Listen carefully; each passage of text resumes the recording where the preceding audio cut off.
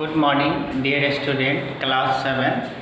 आज आप लोगों को हिस्ट्री में चैप्टर 4 है।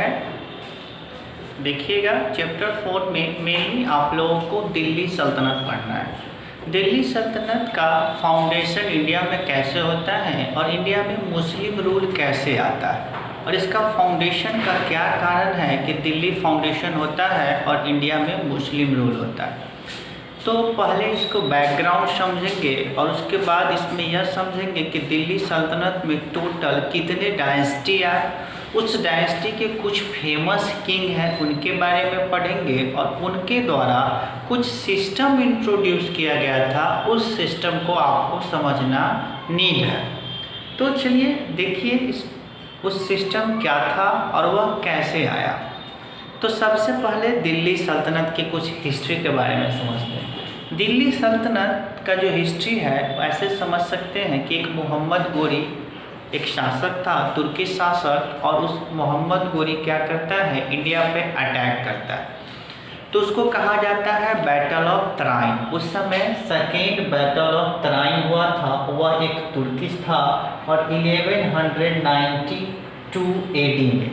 तो याद रख सकते हैं कि second battle of Tarain 1192 AD में हुआ था पृथ्वीराज चौहान और मोहम्मद गोरी के बीच। इसमें क्या होते हैं कि पृथ्वीराज चौहान डिफेटेड हो जाते हैं मोहम्मद गोरी से। तो मोहम्मद गोरी क्या करते हैं, दिल्ली और राजस्थान का जो रीजन रहता है पृथ्वीराज चौहान के अंडर में, अब वो मोहम्मद गोरी के अंडर में चला जाता है। जैसे ही मोहम्मद गोरी के अंडर में चला जाता है, मोहम्मद गोरी क्या करता है, वहाँ से एम्पायर को एक्सपेंड करना शुरू करता है। मोहम्मद गोरी का सबसे एक स्लेव था जिसका नाम कुतुबुद्दीन था। स्लेव का मतलब दास होता था जिसको लोग खरीदता था। ठीक, उसको क्या करते हैं, ऐसा नहीं है कि उसको मारता पीटता था, उसको अच्छी अच्छी पोस्ट देता था, मिनिस्टर बनाता था, सेनापति बनाता था। तो उसी तरह से कुतुबुद्दीन जो था वह स्लेव किसका था, मोहम्मद गोरी का। और मोहम्मद गोरी क्या करता है, वह जीतने के बाद पूरे भारत का राजस्थान और दिल्ली का जो क्षेत्र होता है वह कुतुबुद्दीन को दे देता है। कुतुबुद्दीन क्या करता है, वहाँ पे शासन करने लगता है। जैसे ही वहाँ पे शासन करता है तो उसके द्वारा एक डायनेस्टी बनाया जाता है, जिस डायनेस्टी का नाम स्लेव डायनेस्टी दिया जाता है। तो इसमें स्लेव डायनेस्टी में कब से कब तक चला और कुतुबुद्दीन से क्या क्या इम्पोर्टेंट पॉइंट है जो आपके लिए नीड है। तो याद रख सकते हैं Muslim rule in India. Muslim rule in India कब से शुरू हो जाता है, तो second battle of Tarain Mohammad Ghori से। ऐसे बहुत सारे शासक मुस्लिम इंडिया में उससे पहले भी अटैक करते हैं, मोहम्मद गजनी, लेकिन उनका मेन अचीवमेंट क्या रहता है, इंडिया से वेल्थ लूटना।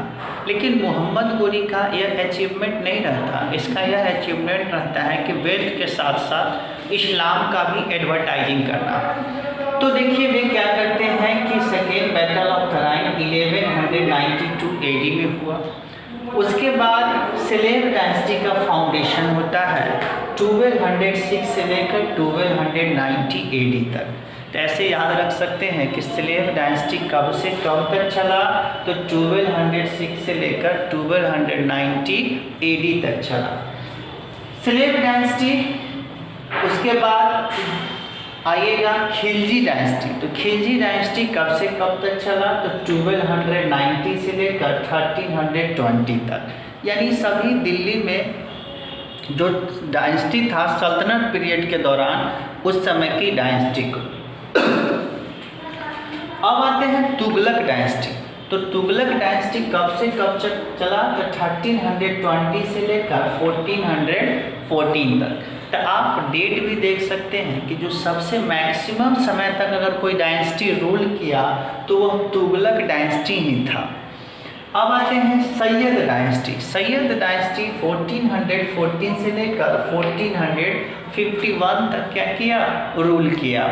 अब आते हैं लास्ट जो दिल्ली सल्तनत पे जो सबसे लास्ट डायनेस्टी था वह लोधी डायनेस्टी था और यह 1451 से लेकर 1526 AD तक रूल किया। और इसके बाद मुगल डायनेस्टी आ जाता है। तो ऐसे याद रख सकते हैं कि लास्ट डायनेस्टी दिल्ली सल्तनत के कौन था, तो लोडी डायनेस्टी, और फर्स्ट कौन था, तो स्लेव डायनेस्टी। यही 5 जो डायनेस्टी है पूरे दिल्ली सल्तनत में इम्पोर्टेंट था। तो जो सबसे पहले आप जिस डायनेस्टी के बारे में पढ़िएगा वह आपका स्लेव डायनेस्टी होगा, और स्लेव डायनेस्टी में कुछ इम्पोर्टेंट किंग हुए और उनसे रिलेटेड वर्क, यही आपका टॉपिक होता है। अब आते हैं स्लेव डायनेस्टी। स्लेव डायनेस्टी के जो कब से कब तक चला, तो 1206 से लेकर 1290 तक।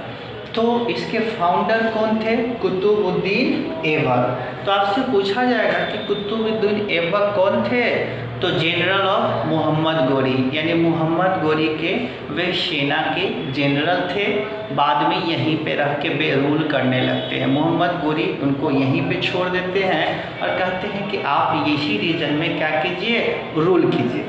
बाकी लेकिन कुतुबुद्दीन रूल तो करते हैं, लेकिन कभी भी अपने आप को किंग अनाउंसमेंट नहीं करते और अपने आप को कभी भी सुल्तान अनाउंसमेंट नहीं करते। अब आते हैं फाउंडर ऑफ कुतुब मीनार। इनके द्वारा कुतुब मीनार बनाया जाता है और वे कब से कब तक रूल करते हैं, तो 1206 से लेकर 1210 तक, बहुत ही कम समय तक रूल करते हैं। कहा जाता है इनका जो डेथ होता है एक पोलो गेम खेलते समय, पोलो को समझते हैं, उस समय पोलो को चौगान कहा जाता था।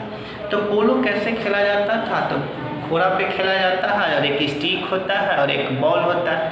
तो उसी समय खेलते समय इनका घोड़े पर से गिरने के कारण इनका डेथ हो गया था। तो ऐसे याद रख सकते हैं, पोलो को चौगान कहता है। तो किस किंग को चौगान खेलते समय डेथ हुआ था, तो कुतुबुद्दीन ऐबक को।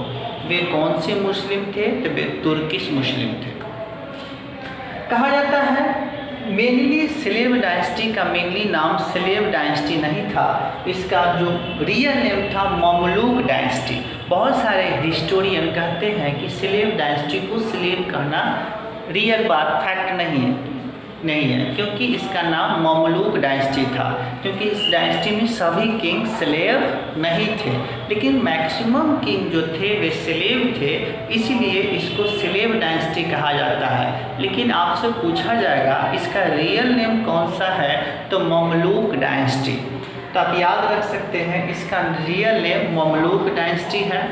और इनके द्वारा कुछ वर्क इम्पॉर्टेंट है। तो इनके द्वारा वर्क क्या किया गया था, तो फाउंडेशन ऑफ कुतुब मीनार। तो कुतुब मीनार क्यों फाउंडेशन के थे कुतुबुद्दीन ऐबक, क्योंकि इनके एक गुरु थे कुतुबुद्दीन काजी, इन्हीं के ऑनर में कुतुब मीनार क्या किए थे, वे बनवाए थे।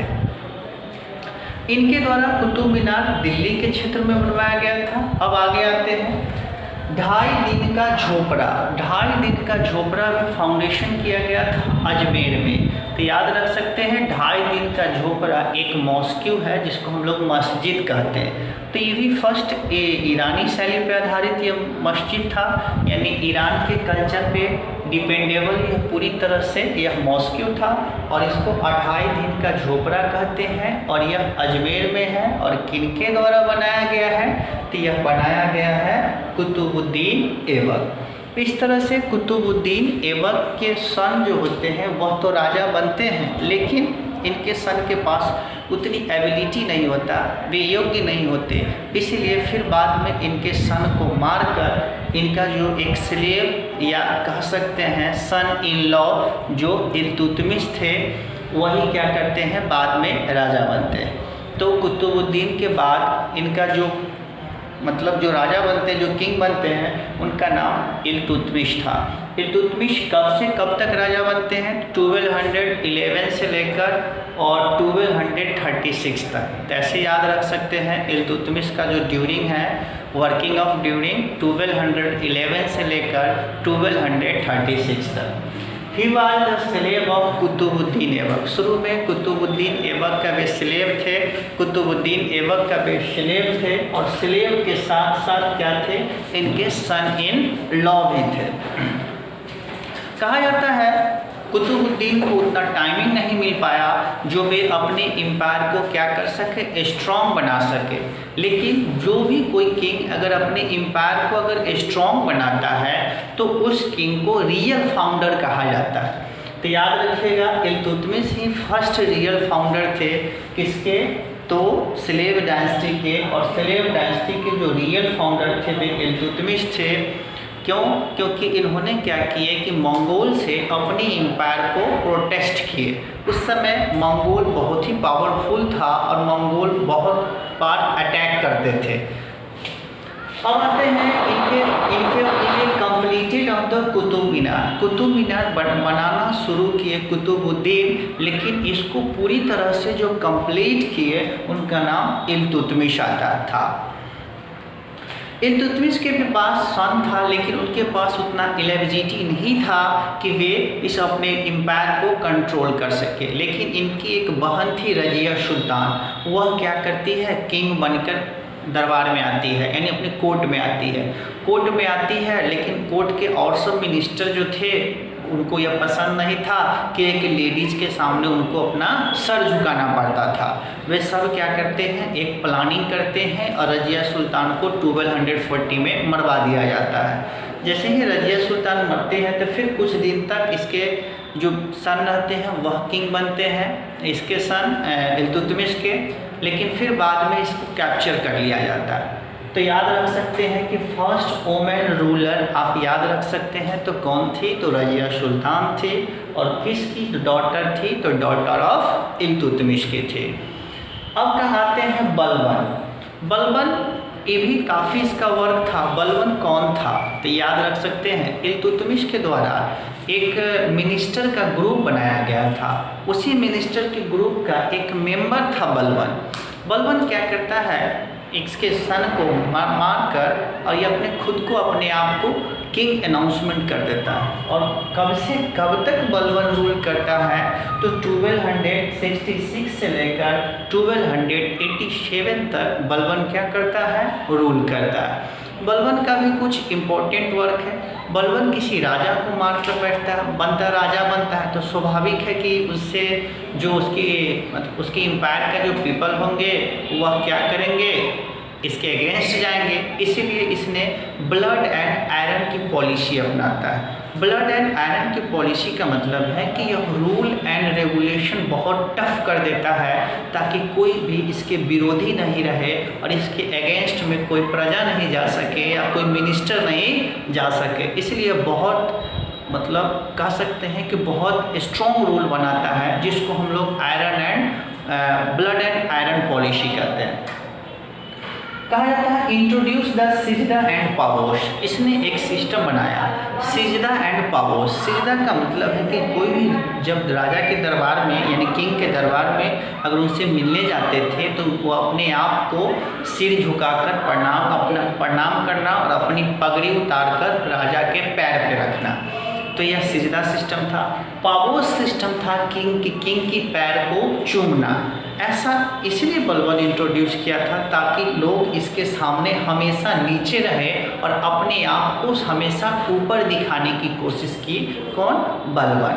कहा जाता है बलबन अपने आप को गॉड के समतुल्य मानता है। यह मानता था कि हम राजा जो है हमें भगवान प्रजा पे शासन करने के लिए ही भेजे हैं और हम जो है गॉड के इक्विवेलेंट है। ऐसा कौन मानता था? तो बलबन मानता था। तो याद रख सकते हैं introduce the spice system. Balban के द्वारा स्पाइस सिस्टम भी इंट्रोड्यूस किया गया। अब कहा जाता है इसका जो फुल नेम था गियासुद्दीन बलबन। तो याद रख सकते हैं इसका फुल नेम गियासुद्दीन बलबन। तो कहा जाता है दिल्ली सल्तनत के जो सबसे कह सकते हैं कि स्लेव डायनेस्टी के जो सबसे लास्ट राजा था नसरुद्दीन मोहम्मद, जिसको मार दिया जाता है जलालुद्दीन खां के द्वारा। और जलालुद्दीन खां के मरने के बाद फिर आता है खिलजी डायनेस्टी। तो इस तरह से आपका स्लेव डायनेस्टी फिनिश्ड हुआ। अब नेक्स्ट वीडियो में आपको खिलजी डायनेस्टी और इससे रिलेटेड जो भी डायनेस्टी है उसके बारे में वीडियो प्रोवाइड किया जाएगा। दोनों वीडियो को अच्छे से देखें ताकि आपकी समझ अच्छी डेवलप हो सके। और वीडियो देखने के बाद आप एक बार बुक अच्छे से ज़रूर पढ़ लें ताकि आपको और समझ बेहतर हो सके। तो चलिए धन्यवाद इस वीडियो को देखने के लिए।